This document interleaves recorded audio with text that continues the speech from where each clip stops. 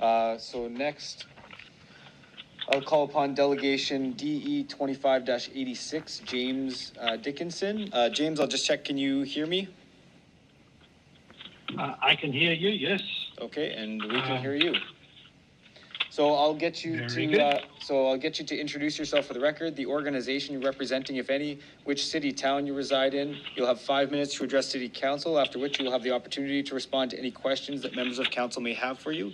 Go ahead with your presentation whenever you're ready. Thank you very much.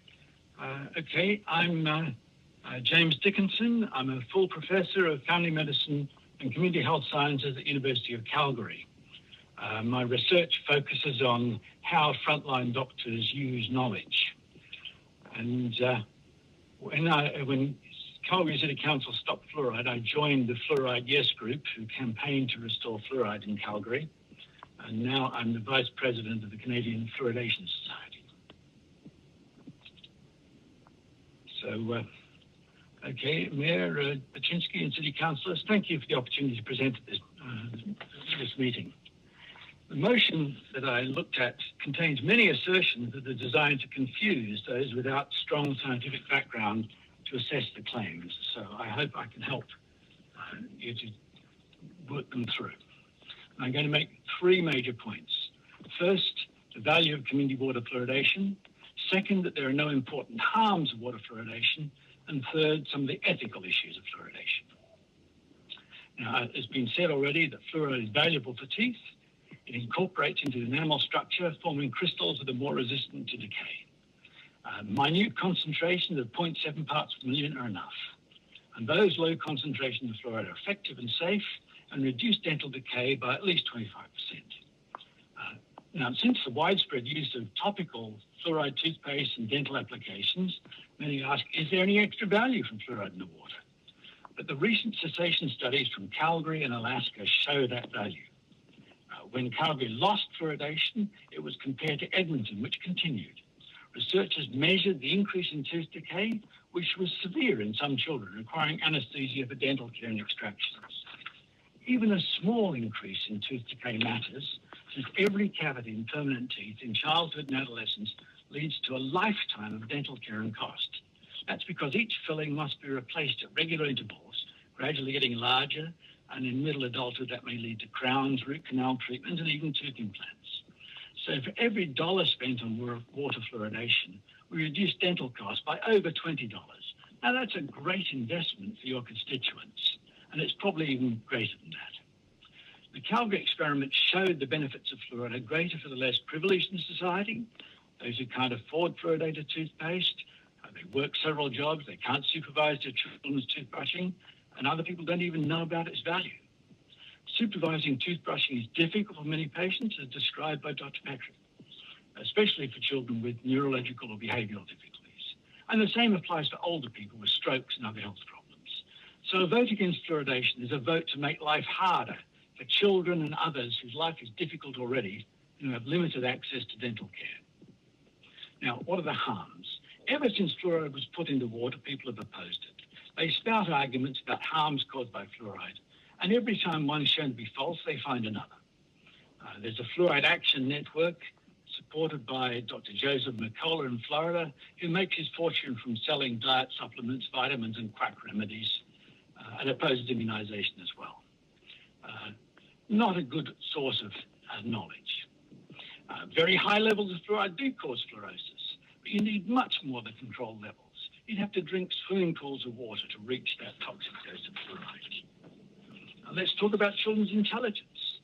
Fluoridation has been used for over 75 years. If fluoridation affected children's intelligence, teachers would have noticed, but they haven't. In Calgary, when we stopped fluoridation, unfortunately, children didn't suddenly get smarter. So to assert that fluoride causes reduced intellectual development requires strong evidence.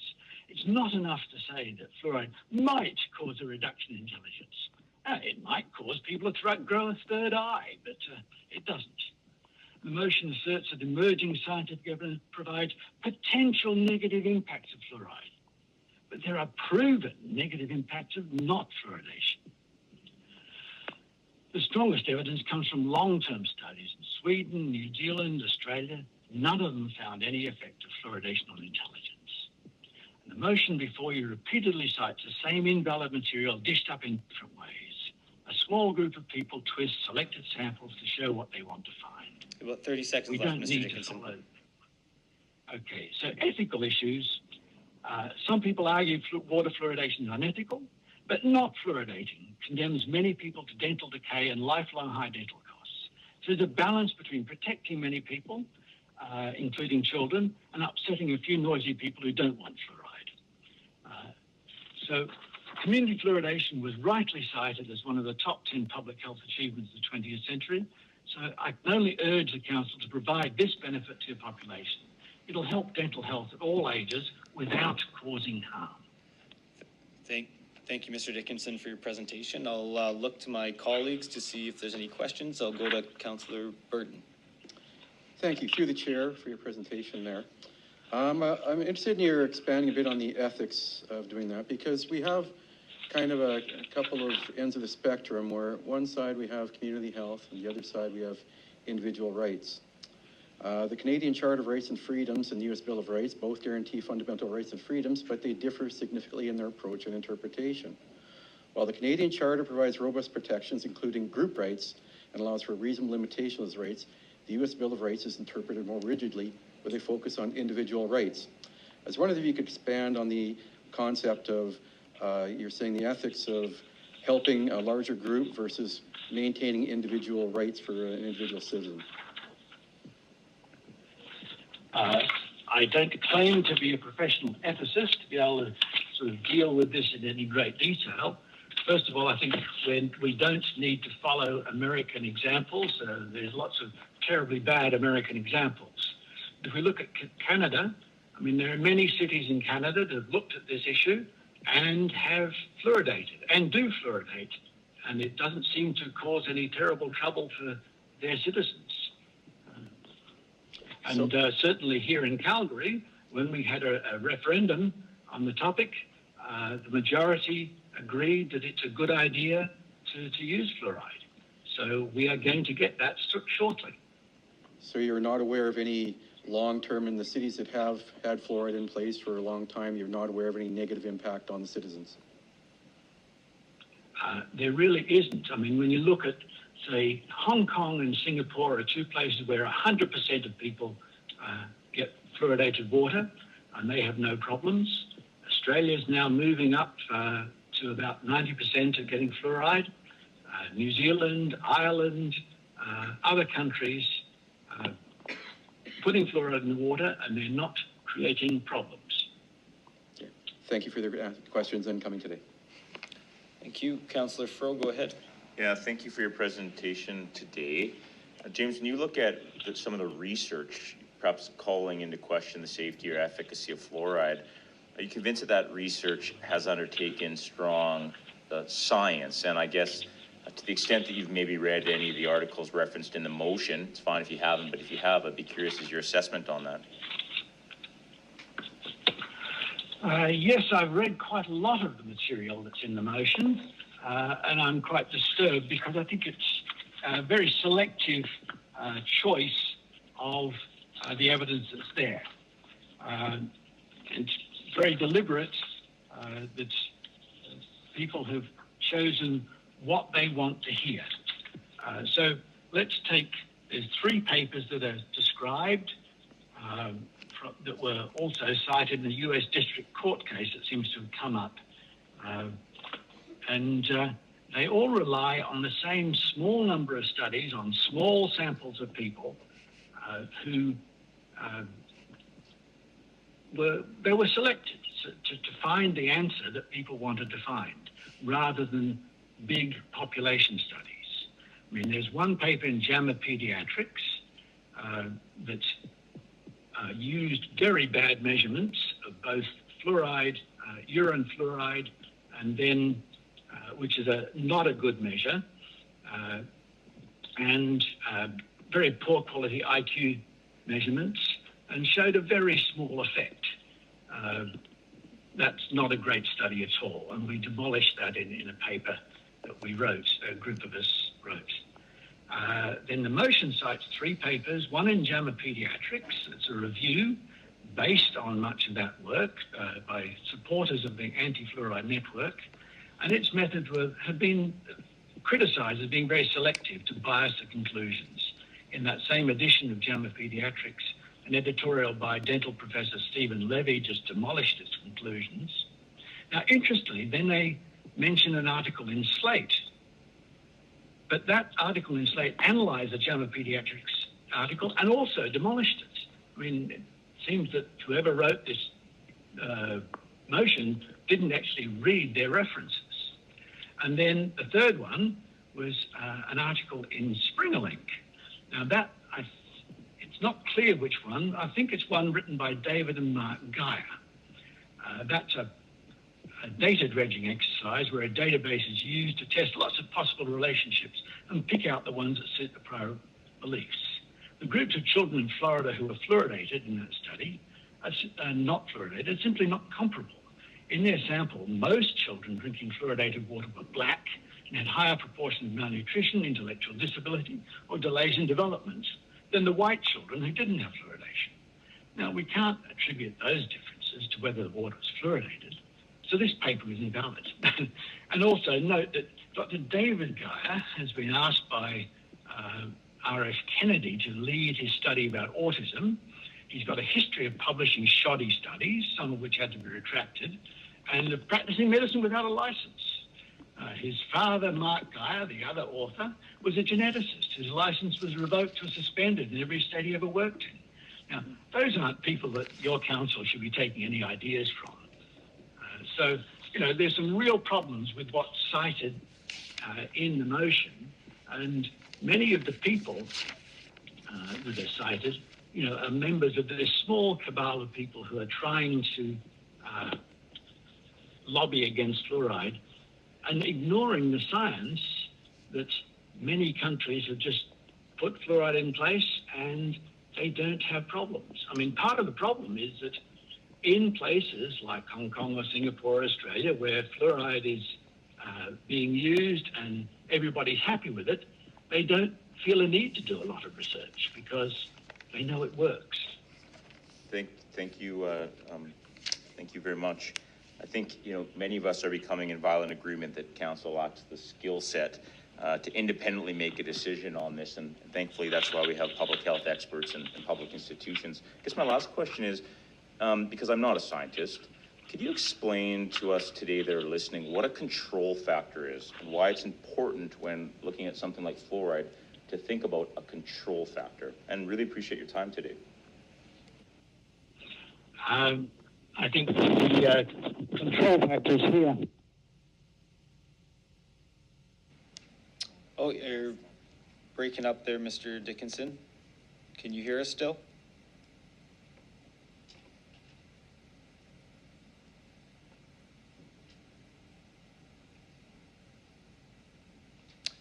Mr. Dickinson, can you hear us? Are you on the line?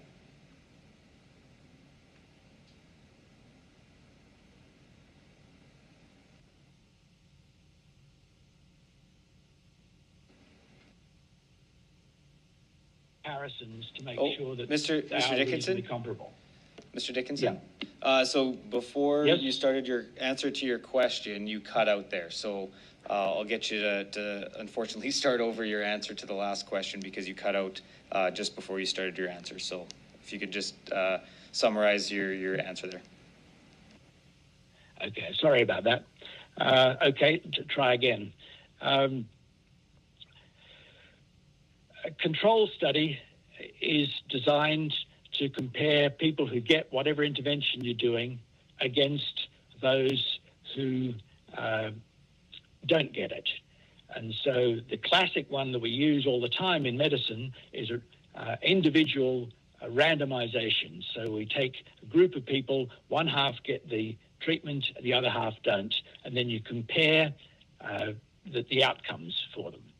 Now, that's not possible to do with fluoridation because it comes through the water supply. So we end up having to do it, what we call cohort studies of different cities. So the example is Calgary versus Edmonton, and they're reasonably comparable. There are some differences. or in your case, Regina and Saskatoon. Again, some differences, but you can make allowances for those differences. So then you can, when you've got studies like places like that where you can compare, you can then look at the outcomes and see what happens. And we did that. I mean, I didn't do it, but Lindsay McLaren and her team did that in Calgary when Calgary experiment happened to cut out fluoridation from the water, and they measured the fact that, yeah, when you do that, you do get more cavities. So that there is a difference, even in this era of topical fluoride being available. And Calgary parents actually did more treatment to try and help their children. But even despite that, there was a problem with increasing cavities in Calgary children. So it shows that, yes, fluoridation does make a difference. And a similar finding was found in Alaska, where was comparing Anchorage and Juneau. And again, same sort of issues in this era. When topical fluoride is used, yes, there is still a problem with increased cavities for those who don't drink fluoridated water. Okay, thank you. Have I answered your question, Councillor Fro? You have. Thank you very much. Thank you. Okay, thank you. I'll go to Councillor Radens. Go ahead. Thank you for your presentation and for being here today. So in reference to how long fluoride and the study on fluoride, or since the first date that it was put into our water, which was, I'll just remind us that it was 1945. So we're fringing on to 80 years of fluoride. And so in reference to that, how many countries around the world or communities currently, a percentage, if you know, that do not, after 80 years, have fluoride in their water? That's an interesting question. I don't know that I could add up the total percentage around the world. I mean, I just know that, as I say, the two places that have 100% are Hong Kong and Singapore, and then other countries have varying proportions. The other thing we should note is that a lot of European countries don't have fluoride, and that's been mentioned by previous people this morning, but what they do have is fluoride in the salt or fluoride in milk. And these are not such good ways of doing it because of varying doses it might happen, but they do actually make a difference by doing that. And one of the difficulties in many European countries is that they have old water supply systems where it's much more difficult to put fluoride into all different water systems rather than having a centralized system such as we have in more modern cities.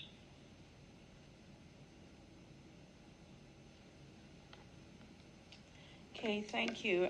So there's been a lot of, in 80 years, a lot of studies that have been done and up to date regarding fluoride. And so there's been a lot of delegations here today that have spoken to fluoride and their resistance to sensitivities, et cetera, and some of the studies done. So I kind of feel that, and take this as a constructive criticism, that you've dismissed a lot of the folks and some of the things that they've brought to this table. Is there a question in there, Councillor? Yeah, and no, that's okay. I'll move on. Thank you. Okay, thank you. Councillor Turnbull, go ahead. Could I just respond to that about the sensitivities? No, Mr. Dickinson, there's no question in there, so we'll move on to the next councillor with a question. Okay. Councillor Turnbull, go ahead. Hello, thank you for joining us and being one of our specialists. I don't know the difference between bad science and good science, so I'm not going to pretend to. Just like Councillor Fro said, that that is not what we're here to do.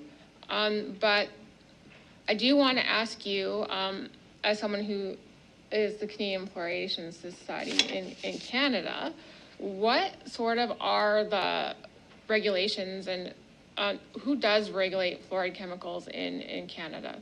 Like, what is that? We heard from earlier delegations about who's liable and who regulates, and I was just wondering if you could tell me about that.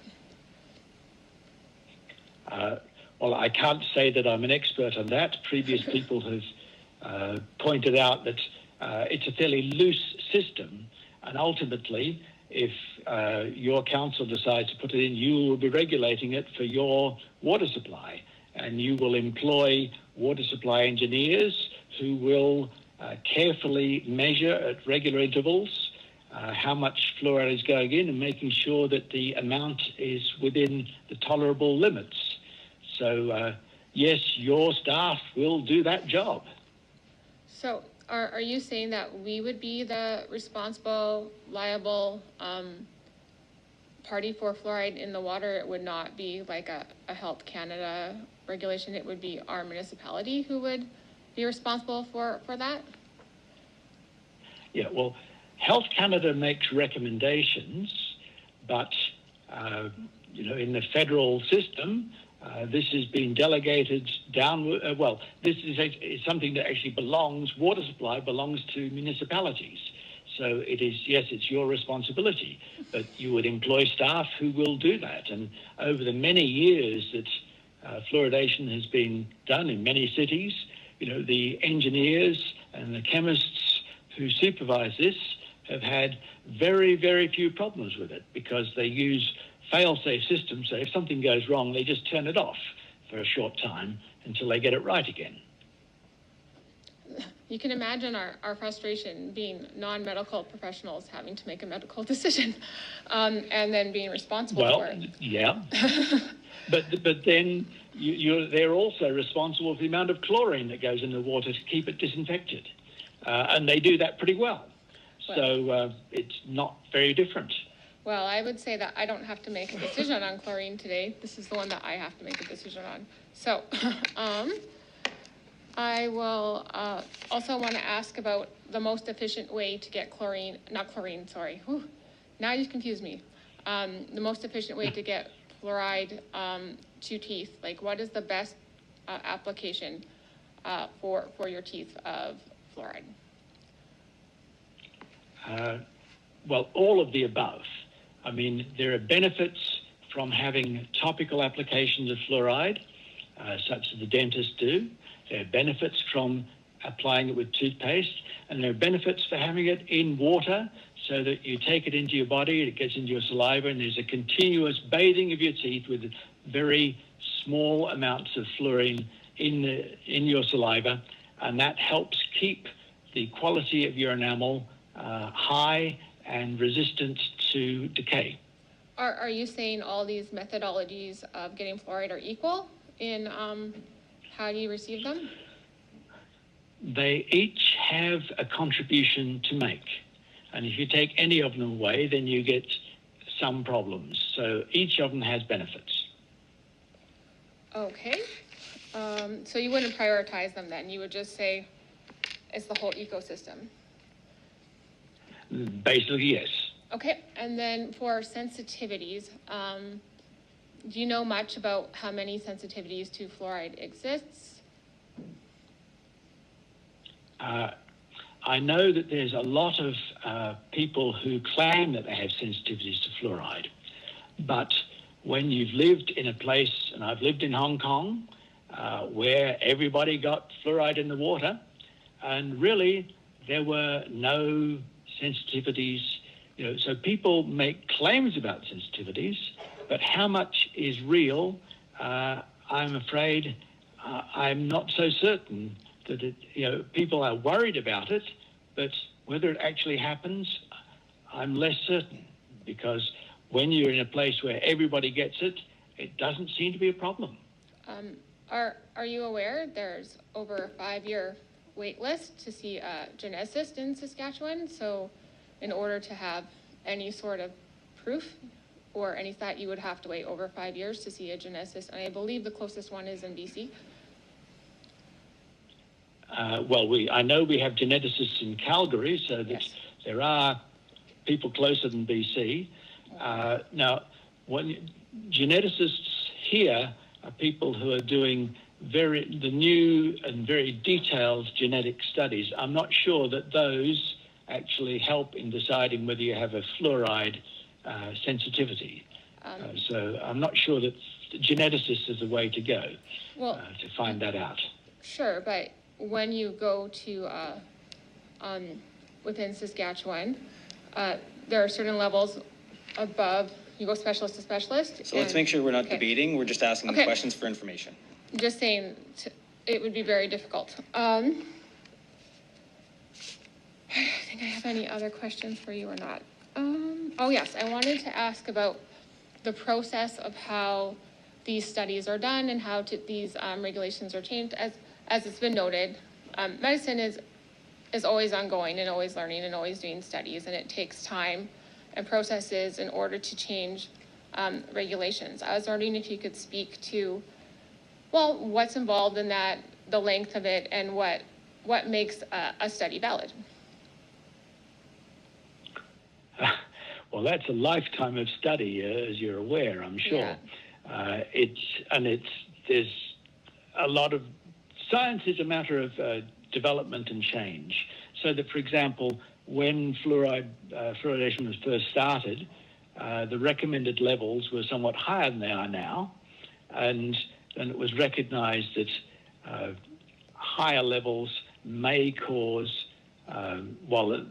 they may cause some spots on teeth, so therefore the levels were lowered, and finding that still provides protection.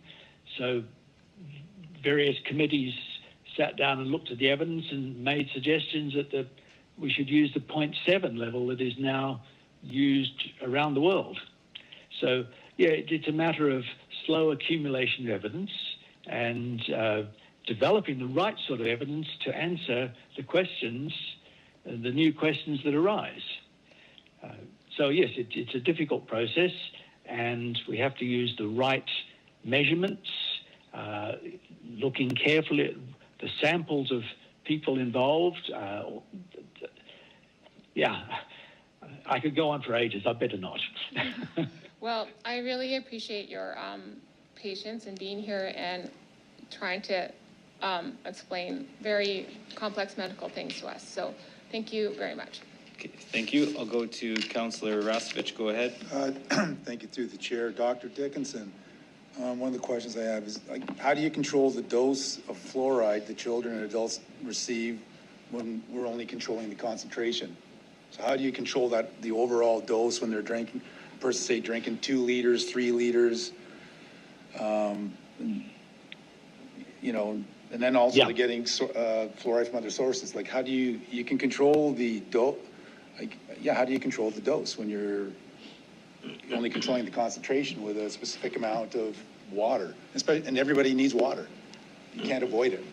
Yeah, that's right. And that's the good thing about it, that by having a low concentration in water, the human physiology controls how much it absorbs. We absorb it and then we pee it back out again. So we absorb some and it goes into teeth, and a little bit goes into bones. But when it gets to be too much, we just pee it back out again. So human physiology controls it pretty well. So as I say, I lived in Hong Kong where it's very hot a lot of the time.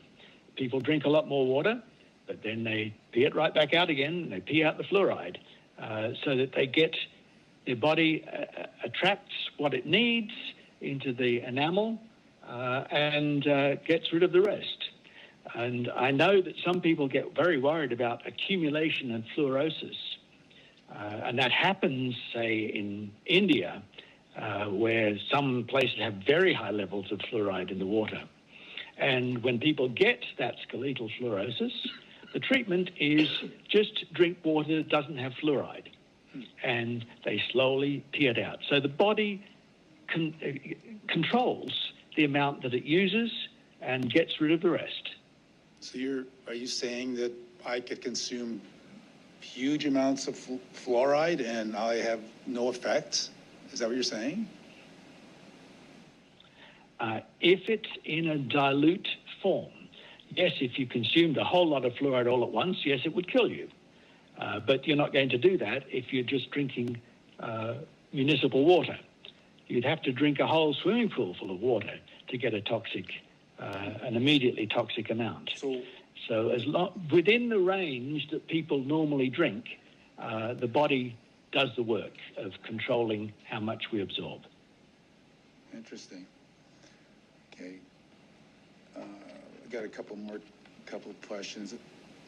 You were talking about Calgary and Edmonton, and I guess there's been some other studies done. I guess it's like, I'll just read this off here. NERAT et al. Published a review in the same journal. I guess Dr. McLean's 2016 study comparing Edmonton and Calgary, the kids' cavities, showed that the rate of increase in cavities stayed the same. And there was no statistical difference at the end of the study. And I guess basically showing that fluoridation made no difference. Are you aware of that study, and can you talk about that one? Sorry, a study. It's NERAT et al. Published a review in the same journal as Dr. McLaren's 2016 study comparing Edmonton and Calgary's kids' cavities. And it showed that the rate of increase in cavities stayed the same. And there was no statistical. Well, you're not aware of that study? Well, I'm not aware of NERAT's publication. I'm aware of Dr. McLaren's study, which showed that there was a statistical difference. Okay. Also, there's another study by a group of dentists, PhD in dentistry from Edmonton University, and they looked at the amount of dental care under anesthesia and found that there was a dramatic increase in Calgary. So yes, there are statistically significant differences, real differences between Edmonton and Calgary. And not only that, I mean, a similar study was done in Alaska and showed similar differences. So no, these are real differences that happen. Okay. And what about the Lotus study in Great Britain? Can you comment on that with 6 million children? Yeah, the fact that it's 6 million children, unfortunately, the measurements there were dubious. There are some problems with that, major problems with that study. So I don't think we can actually take a lot of ideas from that, unfortunately. So it was great that they tried it, but I wouldn't, that's been fairly heavily criticized in various publications. I think we've got to be cautious about that one. Okay. Okay. What about Dr. Bruce Lampier? Do you know who he is?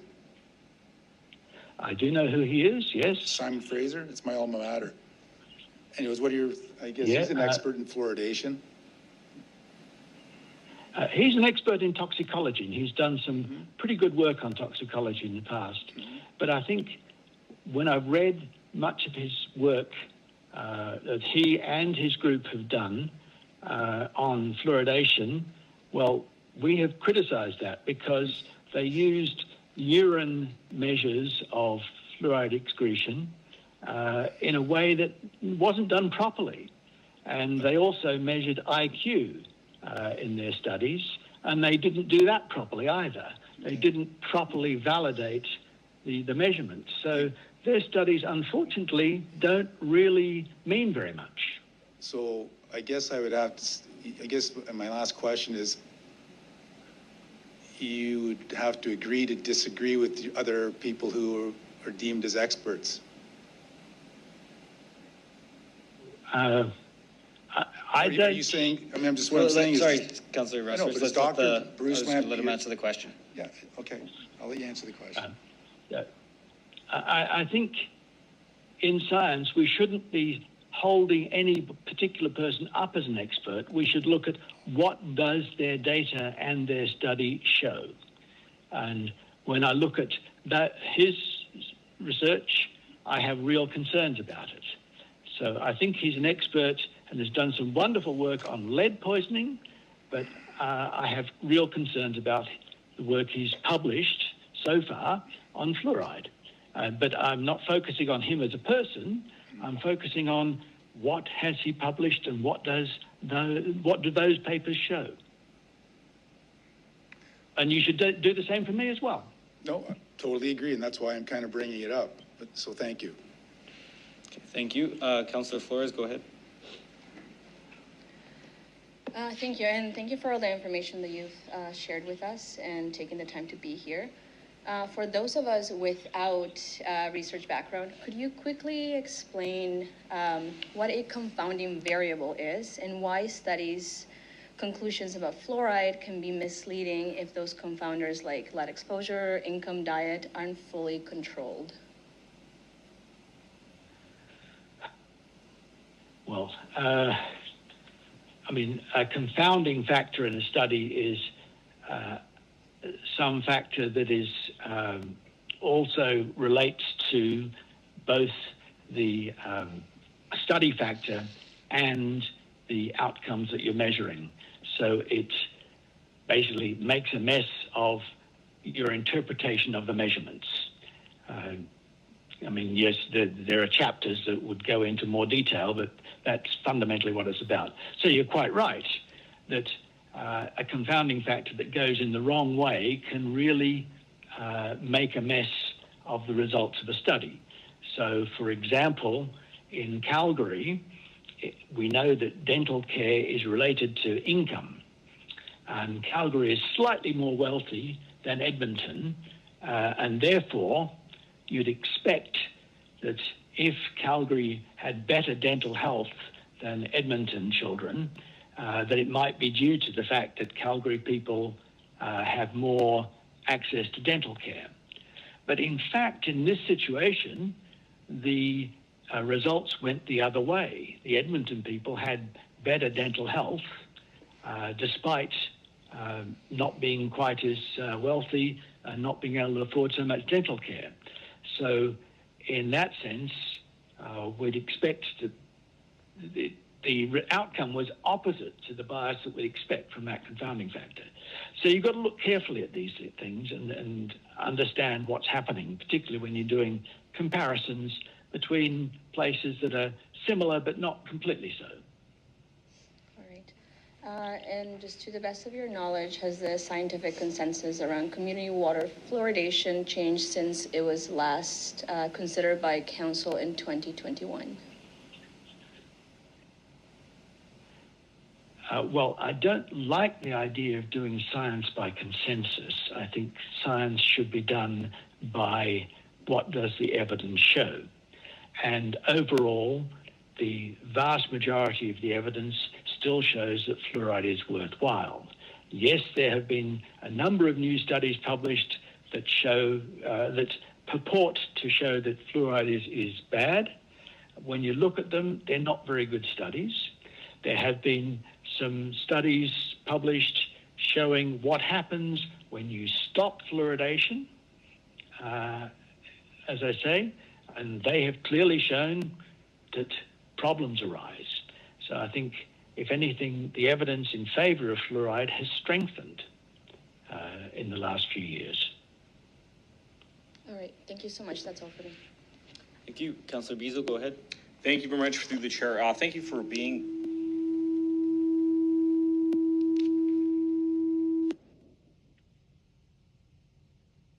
Hello. Hello. Thank you for being here. Hello. We just had some bad feedback. So I just have a series of questions to ask specifically around some of your presentation. You mentioned China and India a lot in your presentation, high fluoride levels. Overall, who has better teeth, like people in China and India or Canada? I would think in general, people in Canada. Okay, thank you. When you were doing some presentations around Canada, did you go to Quebec and present on the province of Quebec about why you need to fluoride? Because they recently took fluoride out of their water. No, I haven't done any presentations on the subject in Quebec. Okay. What brings you to Regina today to present? I had some people who suggested that it'd be a good thing to present our ideas, the Fluoridation Society, to Regina. It'd be helpful to present the evidence. Okay, so it was more people from Regina reached out to you to say, come to Regina because you need fluoride. It wasn't you coming to Regina to say to do this. No, it was just suggestions from people who came to our group, I think. Okay, thank you. You mentioned in Europe, now I do understand that 95% of the world is fluoride-free. Europe is around a level of 97.5% fluoride-free. You mentioned places like Europe. I also know Mexico as well. You mentioned fluoride and salt. Being in Saskatchewan and being near a lot of mines which produce potash, byproduct is salt, which is in the pure form of NaCl. When you have pure salt on the shelf in the form of NaCl and you add a chemical called fluoride chloride or fluorichloride versus the hydrofluoric acid to it, you have the pure form of that type of salt. So it comes in a salt format. If you're in Europe and you have two brands of fluoride on the shelf, do you have the right to choose which salt you're going to use? Yes, Okay. it's sold as. No, that's good. No, so we can say in Europe. Without iodine. Yeah. No, that's good. So we do have a choice. If we're going to Europe and we want fluoride on our food, we can actually choose the salt then. Or if we don't want it, we can also make that choice as well too. The last question that I have, you said, if we have a situation that we have people with too much fluoride, and what was that term you said? It was some kind of, your teeth get brown, your bones attract too much fluoride? Fluorosis? Fluorosis. If you have fluorosis, what do you do in the effect of fluorosis? You mentioned, your body just flushes it through. Well, if it's skeletal fluorosis, that's in the bones and in some of the fibrous tissue, yes, you slowly flush it out. Okay. And then if it's in the teeth, then it may be, if it occurs during the development of the teeth, then it may be permanent and it may need dental help to cover it over. Yeah. Okay. So in the event that I'm going to say, like personally myself, I drink a lot of water, I drink a lot of tea, I drink a lot of fluoride in my salt as well too. So when I start getting fluorosis, skeletal fluorosis, I'm just going to drink more water, which we have fluoride in. Well, first of all, as an adult, you're not going to get tooth fluorosis because your tooth enamel has already formed. You would need to have extraordinary high amounts of fluoride for long periods of time to get skeletal fluorosis. So it simply doesn't happen in Canada. So I don't think you need to worry about that. Is there a potential for it happening? And yet, is it an absolute? There's a potential that a meteor might land on you today, but it's highly unlikely. Okay. In Canada, with the amount in the water that we have, then it just simply doesn't happen. Okay, still a possibility. No, that's good. Thank you very much for your presentation today. Councillor Mancinelli, go ahead. Thank you. Been an interesting conversation. I noticed there's been a lot of talk of dosage, and it's kind of caught my attention. Fluoride being a toxin, water being necessary to survive. If I decided this world wasn't for me anymore and I wanted to kill myself with the toxin of fluoride, and I started drinking water, what would kill me first, the water or the fluoride? The water would kill you before you'd have a chance to get a toxic dose of fluoride. You'd have to really drink an awful lot of water. And yes, you get water intoxication long before you get fluoride poisoning. When they set the level of fluoride, is that the kind of thinking they have? They set it to the limit of harm, then back it off, then monitor long-term and look for safety and reevaluate? Well, that has been done. I mean, the advantage that you have now is you've got 70 years of experience of fluoride in water supplies in various parts of the world. And, we know that it's really very safe. One more question about dosage. Because the fluoride is a part or a percentage of the water taken in, the level of fluoride per person goes back to the level of water per person, which goes back to that toxic point per person. Would the variance come if someone unwittingly ingested extra fluoride, took a liking to eaten toothpaste or something like that? Is that the type of conditions that would cause it to go to fluorosis in Canada? Yeah, if you have children who are sort of eating toothpaste, then you can get some discolored teeth. But actually, skeletal fluorosis, it would require a fair bit before you get that. They have to do it over a long period of time.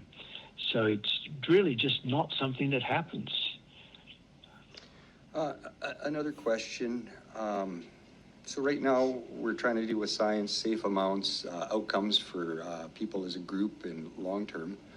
Looking at all the water supplies in Saskatchewan and the groundwater available, are there any problems in Canada with too much fluoride in naturally occurring water that aren't being addressed? There are indeed some places where well water does have high levels of fluoride, because after all, fluoride is a naturally occurring mineral. And, you know, in Calgary, we have 0.3% naturally in the water supply, so we just top it up a little bit to make the amount the 0.7 per million. So yes, there are some places, if people don't get their well water tested, they may well get an overdose. But that's really pretty uncommon, fortunately. In getting ready for this, I looked at water results from, not every place across Canada, but a couple. And I noticed there was a repetition of fluoride always being reported. In today's debate, I shouldn't say debate, in today's meeting, because we're not supposed to debate, that's not the right thing. My apologies, everyone. We're here for information. I'll speak up, I got you. Sorry about that. In getting prepared, I did ask at SUMA, for some people in charge of the water, what type of fluoride was available across, and it was reported back. Looking at Regina's reports on our water, I note that they report on fluoride already. So is that kind of a standard practice of a first world water treatment plant to be watching for these things over and above, and even across broad spectrum for actual dangerous chemicals like formaldehyde? If we put fluoride in the water and we're watching the chain of how the water arrives, for the places you've been involved with, that's part of the job, is to make sure it's arriving correctly. Is that right?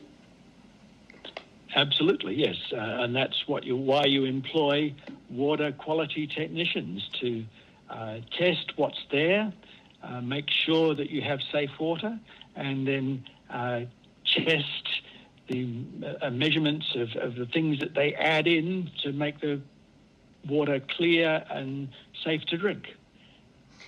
And if we had naturally occurring fluoride, we'd just be pulling it out all the same, right? There's an adjustment there for places that have too much, correct? Yes, that would be right, yeah. And when they pull it out, do they pull it out to a safe amount or do they pull it out to zero? Are you aware of that? My understanding is that they pull it out to a safe amount. So they leave in a certain amount because that's a good thing to have. Thank you very much. Thank you, Councillor Adams. Go ahead. Thank you. Just one question. In your, what would you say in your expert opinion is the best method to apply fluoride to treat in dental care? As I said earlier, each of them has a contribution to make. So that's fluoride in the water, topical fluoride, and toothpaste fluoride. And each contributes to the total value of fluoride on teeth. Yeah. So what would be the best method, in your opinion? Well, probably fluoride in the water, because then it doesn't require people to go out and buy it. It means that people who don't get to dentists still get the benefit, and it's there every day. It's in your mouth, in your saliva every day, bathing your teeth in fluoride and helping to keep the denting, the enamel strong. Okay, thank you. Seeing no further questions, thank you, Mr. Dickinson, for your time today. You can go ahead and sign off. Right. Thank you very much for your courtesy. I hope that's been helpful to you. Thank you so much.